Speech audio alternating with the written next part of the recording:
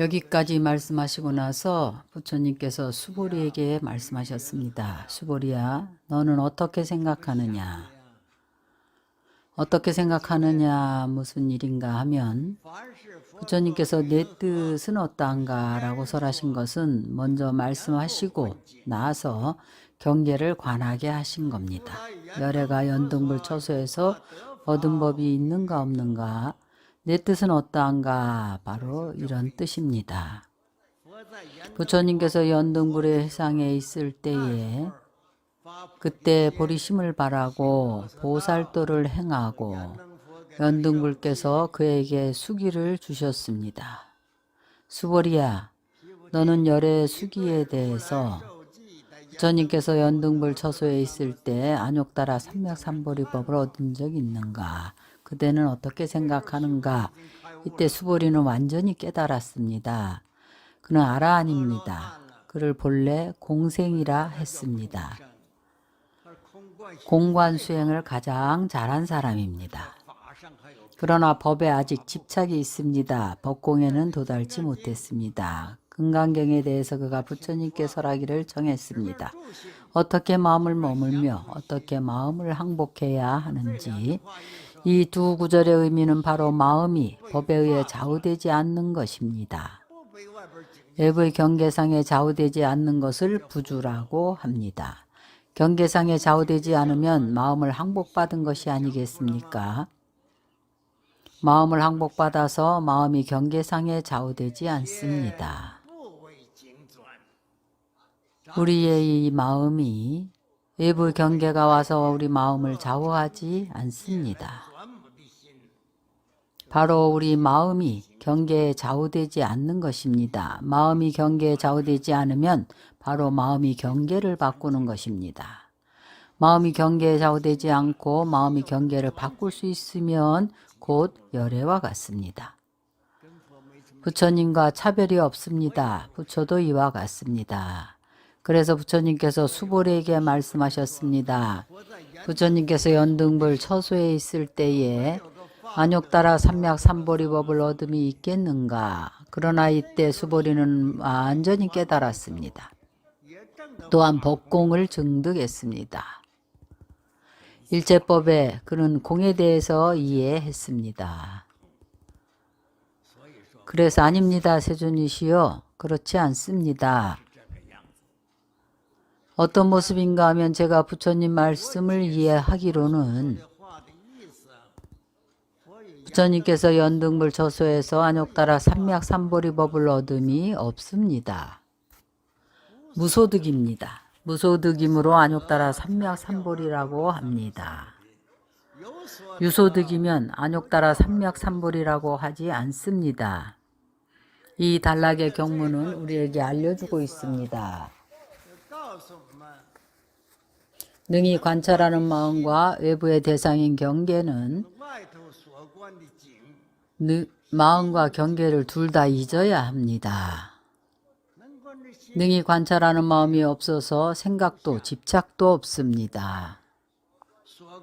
관하는 대상인 경계도 없어서 능소가 둘 다 고요합니다.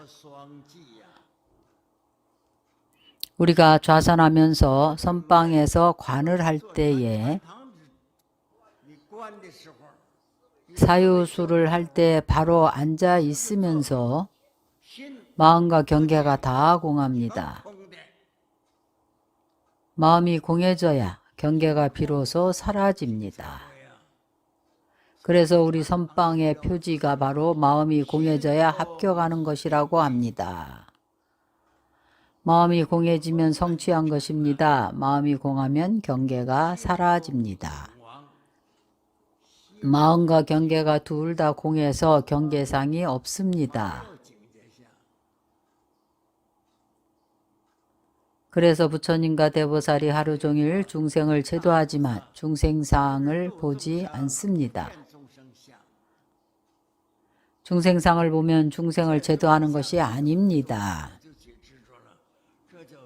집착을 일으킨 것입니다. 이것은 마음과 경계가 다 공한 것입니다. 능히 관찰하는 마음과 관하는 대상인 경계가 둘 다 적정해서 부동한 것입니다.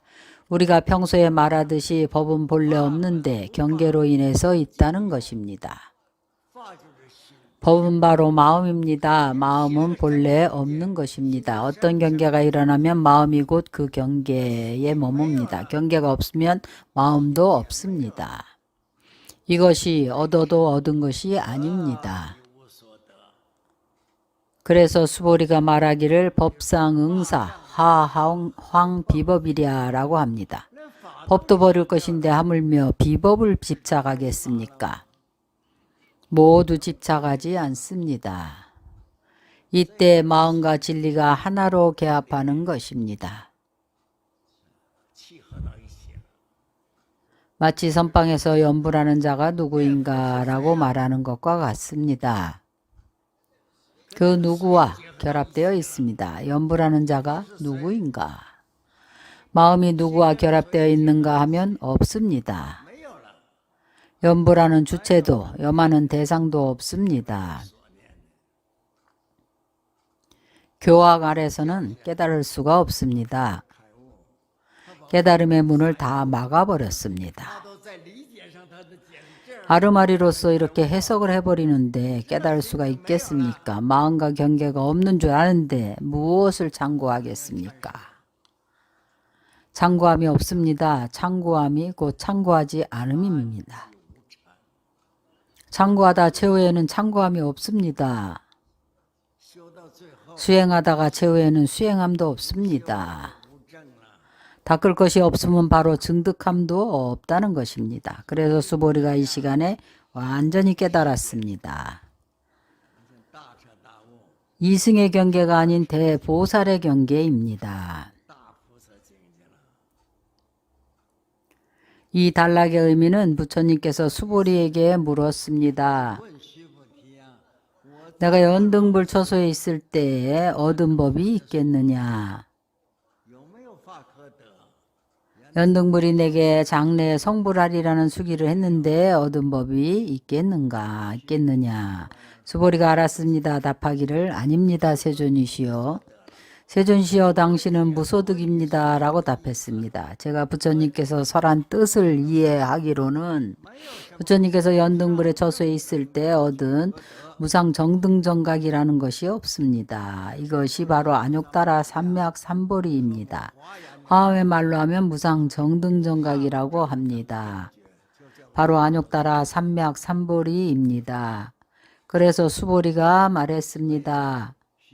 무소득입니다. 사상이 다 공했습니다. 수보리가 맞습니다. 실로 열애께서 안욕따라 삼맥삼보리라고 얻은 법이 없습니다. 부처님께서 수보리의 생각이 틀리지 않다고 찬탄하셨습니다. 내 생각이 틀리지 않다. 부처님은 안욕따라 삼맥삼보리라고 얻은 법이 없느니라. 수보리야, 만약 열애께서 안욕따라 삼맥삼보리라고 얻은 법이 있다면, 만약 내가 얻은 바가 있다면 무상정등정각이라는 것을 얻었다면 연등불이 내게 수기를 주지 않았을 것이다. 바로 얻은 바가 없기 때문에 내게 수기를 준 것이다. 유소득이면 내가 성불하지 못했을 것이라는 말입니다. 연등불이 내게 수기하시며 말씀하시기를 그대는 내세에, 그대는 장래에, 곧 미래세에, 미래의 부처가 될 것이다. 부처의 명호는 서가모니라고 할 것이다. 우리가 자주 이야기하면서도 번역은 안 했습니다.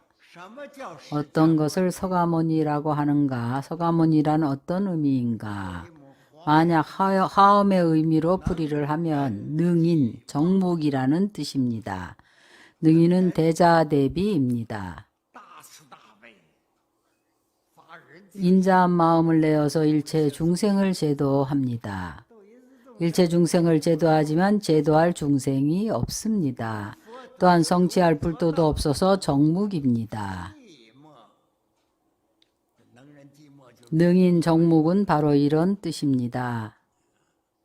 내가 이 말로 해석을 하는 것은 왜냐하면 나는 얻을 것도 성취할 것도 없기 때문입니다. 그래서 연등불께서 내게 수기를 하신 것입니다. 어떻게 수기를 하셨는가 하면 내세 성불을 할 것인데 서가모니라고 이름하리라. 이것을 수기라고 합니다.